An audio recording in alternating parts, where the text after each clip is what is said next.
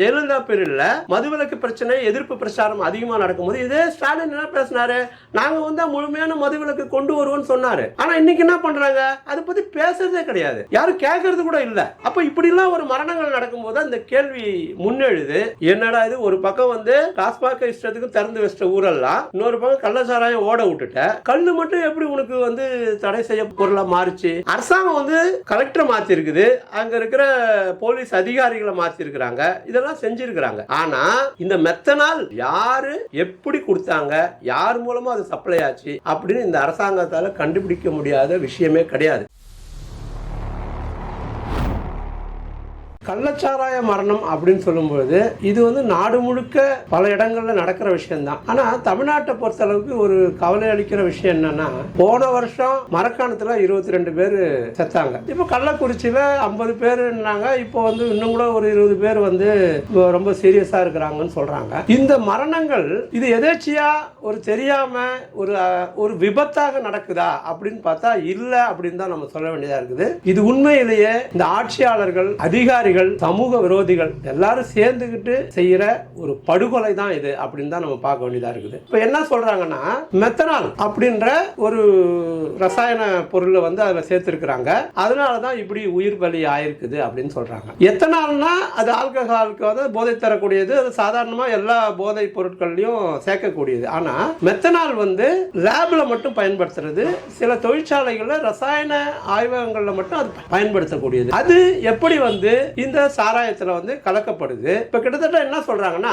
தமிழ்நாடு முழுக்க கிட்டத்தட்ட 11 நிறுவனங்களுக்கோ 12 நிறுவனங்களுக்கோ தான் வந்து அந்த அனுமதி வந்து மெத்தனால் தயாரிக்கிற அனுமதி கொடுக்கப்பட்டிருக்கிறதா சொல்றாங்க. அப்படி கொடுத்தாலும் அந்த நிறுவனங்கள் யாருக்கு எவ்வளவு உற்பத்தி பண்ணணும், யாருக்கு எவ்வளவு சப்ளை பண்ணாங்க, இந்த விவரங்களை அப்பப்ப சப்மிட் பண்ணணும்னு சொல்றாங்க. இப்படி இருக்கும் பொழுது எப்படி வந்து இந்த மெத்தனால் வந்து இந்த சாராயம் காய்ச்சறவங்களுக்கு வந்தது? இப்ப போன முறை மரக்காணத்துல நடந்தப்ப என்ன சொன்னாங்கன்னா, அது பாண்டிச்சேரியில இருந்து வந்துடுச்சுன்னு சொன்னாங்க. அப்புறம் வந்து இங்க திருவேற்காடு பக்கத்துல ஒரு இடம் இருந்தது, அங்க இருந்து புடிச்சன்னு ஒரு பக்கம் அதோட லிங்க்ல சொன்னாங்க. இப்போ என்ன சொல்றாங்க, பாண்டிச்சேரின்னு ஒரு பக்கம் சொல்றாங்க, பெங்களூர்னு ஒரு பக்கம் சொல்றாங்க. மொத்தத்துல என்ன சொல்றாங்க, ஏதோ தமிழ்நாடு சேஃபா இருக்கிற மாதிரியும் தமிழ்நாடு கட்டுப்பாடா இருக்கிற மாதிரியும் வெளியில இருந்து வருது, அதை தான் நாங்க கண்டுபிடிக்க முடியல அப்படின்ற மாதிரியான ஒரு பொய்யான நாடகத்தை நடத்துறாங்க இந்த அரசியல்வாதிகள். உண்மை அப்படின்னு சொன்னா, மோகன்ராஜ் என்ற ஒரு எஸ்பி வந்து போன முறை இந்த 2023 பாத்தீங்கன்னா கள்ளக்குறிச்சியில ஒரு ஸ்கூல்ல வந்து ஒரு மாணவி மர்மமான முறையில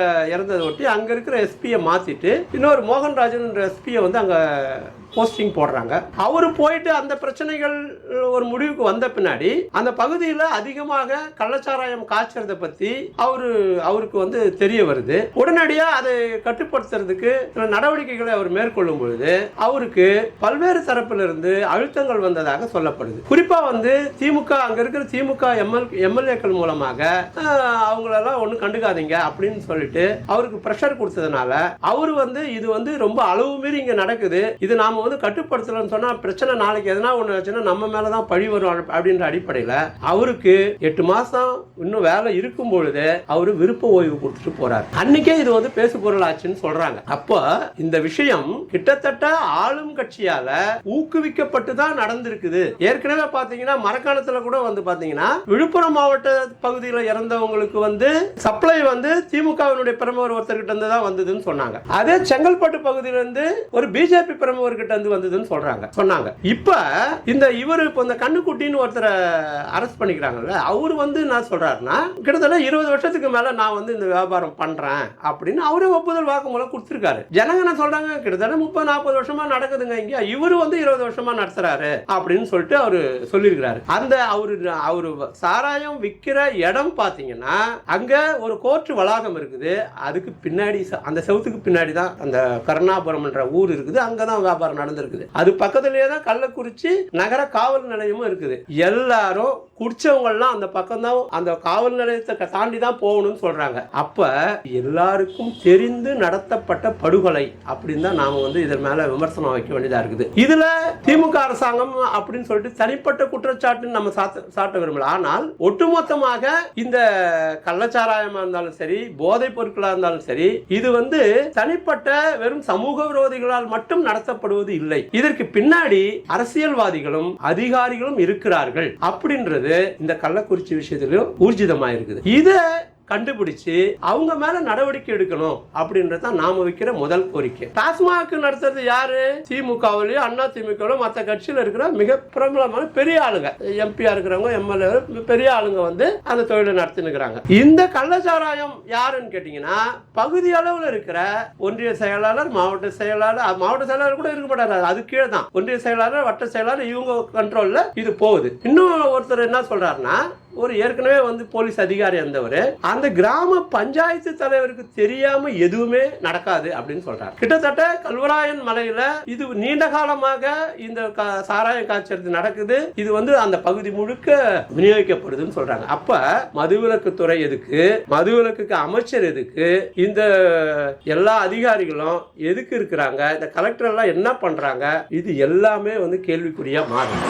அப்போ இந்த ஆட்சியாளர்கள் தெரிந்துதான் இதெல்லாம் பண்றாங்க அப்படின்றது. இப்போ என்ன கேக்குறாங்கன்னா, அதுதான் வந்து டாஸ்மாக் வந்து கடை இருக்குதே, ஏன் வந்து இவங்க வந்து கள்ளச்சாராயம் குடிக்க போனாங்க, அது வந்து அது மாதிரி குடிக்க போனதால செத்து போயிட்டாங்க அப்படின்னு சொல்றாங்க. அதுல என்ன பிரச்சனை அப்படின்னு சொன்னா, கிட்டத்தட்ட வந்து டாஸ்மாக் கடையில போனீங்கன்னா 200 ரூபாய் இல்லாம அவங்க வந்து குடிக்க முடியாது. அந்த அளவுக்கு இப்போ இவங்க சத்தவங்க எல்லாம் பாத்தீங்கன்னா எல்லாம் பெரிய மிடில் கிளாஸ் கூட கிடையாது, அடித்தட்டு மக்கள். அவங்க வந்து மூட்டை தூக்குறவங்க, சுமை தூக்குறவங்க, இந்த கூலி வேலைங்க செய்யறவங்க, இந்த மாதிரி வந்து இப்ப அவங்களுக்கு என்னன்னா 300 ரூபாய், 200 ரூபாய், 400 ரூபாய் இப்படிதான் சம்பளம் கிடைக்கும். அதுல அவன் வந்து 200 ரூபாய் கொண்டு டாஸ்மாக்ல கொடுக்க முடியாது. என்ன பண்றான், விலை குறைஞ்சதுன்னு சொல்லிட்டு சாராயத்துக்கு போறான். அவனுங்க என்ன பண்றானுங்க, கூடுதல் கிக்குன்னு சொல்லி வியாபாரத்தை அதிகப்படுத்துறதுக்கு இந்த மாதிரி விஷயத்தை எல்லாம் கலந்து விற்கிறாங்க. இதை வந்து அந்த ஜனங்களை என்ன சொல்றாங்கன்னா, நாங்க வந்து இது மாதிரி விற்கிறாங்கன்னு சொல்லிட்டு போலீஸுக்கு கம்ப்ளைண்ட் கொடுத்தா அவங்களே வந்து அவங்களுக்கு எல்லா தகவலையும் கொடுத்துட்டு அவங்க வரும்போது ஃப்ரீயா இருக்கும், ஒண்ணுமே இல்லை, நீங்க என்ன பொய்யான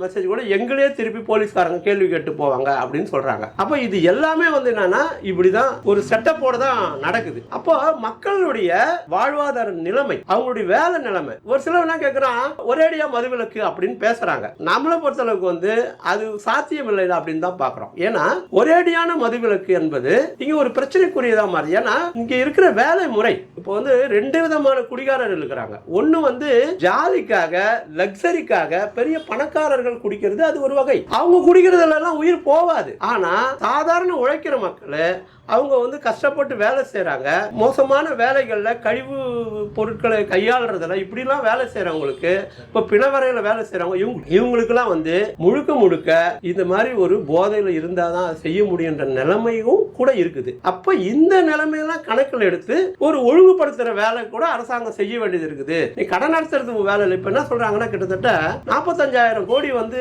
டாஸ்மாக் நடத்துறது மூலம் வருமானம் வந்திருக்குதுன்னு சொல்றாங்க. இது அரசாங்கத்துக்கு வந்த வருமானம். கள்ளச்சாராயத்தின் பல கோடி ரூபாய் வந்து கீழே இருக்கிறவன் சம்பாதிக்கிறான், அவன் கட்சிக்காரன் சம்பாதிச்சிருக்கிறான். ஒரு பக்கம் என்ன பண்ணிருக்காங்கன்னா, கல்லு இறக்கிறத வந்து தடை பண்ணிருக்காங்க. என்னன்னா அது போதை பொருளாம். என்னடா இது, ஒரு பக்கம் வந்து டாஸ்மாக் இஷ்டத்துக்கு திறந்து வச்ச ஊரெல்லாம், இன்னொரு பக்கம் கள்ளச்சாராயம் ஓட விட்டுட்ட, கல்லு மட்டும் எப்படி உனக்கு வந்து தடை செய்ய பொருளா மாறிச்சு? இன்னைக்கு தென்னை விவசாயிகள் என்ன கோரிக்கை வைக்கிறாங்கன்னா, எங்களுக்கு அதை இது அனுமதிச்சா ஒரு குறைந்தபட்ச ஒரு வருமானம் கிடைக்கும், அந்த கல் இறக்குவதன் மூலமாக. மரத்துல வந்து இப்ப தேங்காய் வந்து இது பண்ணா அதுல வந்து வருமானம் பெருசா கிடைக்கல, அதனால எங்களுக்கு வருமானம் கிடைக்கும்னு சொல்றாங்க. அது கல்லை பொறுத்தளவுக்கு வந்து அது போதையா இருந்தாலும் கூட அதுல ஒரு குறைந்தபட்ச போதை தான் அதுல இருக்குது அப்படின்றது தான் ஆய்வுகள் மூலமா தெரிய வருது. அதனால ஒரு தற்காலிகமான ஏற்பாடு என்ற அடிப்படையில இருந்து மதுவிலக்கு பிரச்சாரம் மக்களை வந்து அதுல இருந்து வெளியே கொண்டு வர்றதுன்றது வந்து ஒரு நோக்கமாக இருந்தாலும், இது ஒரு மரணக்குழியில் தள்ளுவதற்கு பதிலாக அவங்கள வந்து ஒரு சேஃப் சைட் பண்றதுக்கு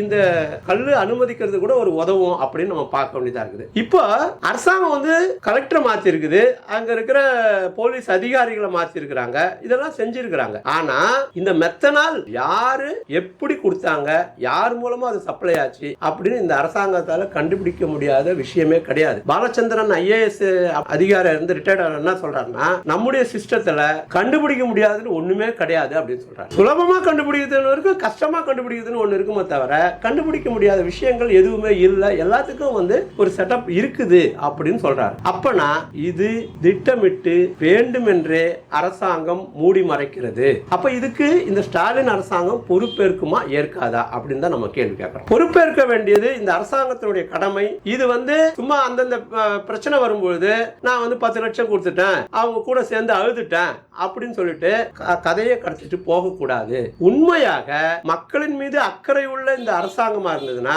சில பிரச்சனைகளை ஒழுங்குபடுத்து. அதாவது மதுவிலக்கு அன்னைக்கு வந்து இந்த ஜெயலலிதா பீரியட்ல மதுவிலக்கு பிரச்சனை எதிர்ப்பு பிரச்சாரம் அதிகமா நடக்கும்போது இதே ஸ்டாலின் என்ன பேசினாரு, நாங்க வந்து முழுமையான மதுவிலக்கு கொண்டு வருவோம்னு சொன்னாரு. ஆனா இன்னைக்கு என்ன பண்றாங்க, அதை பத்தி பேசுறதே கிடையாது, யாரும் கேட்கறது கூட இல்ல. அப்ப இப்படி எல்லாம் ஒரு மரணங்கள் நடக்கும்போது அந்த கேள்வி முன்னெழுது, இந்த அரசாங்கம் அதாவது மதுவிலக்கு முழுமையாக அமல்படுத்த முடியலன்னு சொன்னாலும் அதை ஒழுங்குபடுத்துவதற்கான கடமை அரசுக்கு உண்டு. அதை வந்து எந்த பகுதியில் நடத்துறது, மக்கள் நடமாடுற பகுதியில் வந்து அகற்றிவிட்டு ஒதுக்குப்புறமான பகுதிகளில் நடத்துறது, அதன் மூலமாக கட்டுப்படுத்தலாம். சின்ன பள்ளி மாணவர்கள் அதை அணுகிறத தடுக்கலாம். இப்படி வந்து ஒரு அடுத்த தலைமுறைக்கு அது போய் சேர்றதை வந்து கட்டுப்படுத்தலாம். முழுக்க முழுக்க கள்ளச்சாராயத்தை கட்சிக்காரர்கள் மீது நடவடிக்கை எடுத்தால் மட்டுமே கட்டுப்படுத்த முடியும். இதை இந்த ஸ்டாலின் செய்வாரா? இது வந்து இன்னைக்கு திமுக இருக்கிறதால நம்ம திமுக சொல்றோம். அண்ணா திமுக மாவட்ட செயலாளர்கள் வட்ட செயலாளர்கள் அந்த வேலையில் ஈடுபடுவாங்க. இது தொடர்ச்சியா ஒவ்வொரு ஆளுங்கட்சியும் செய்யற வேலை.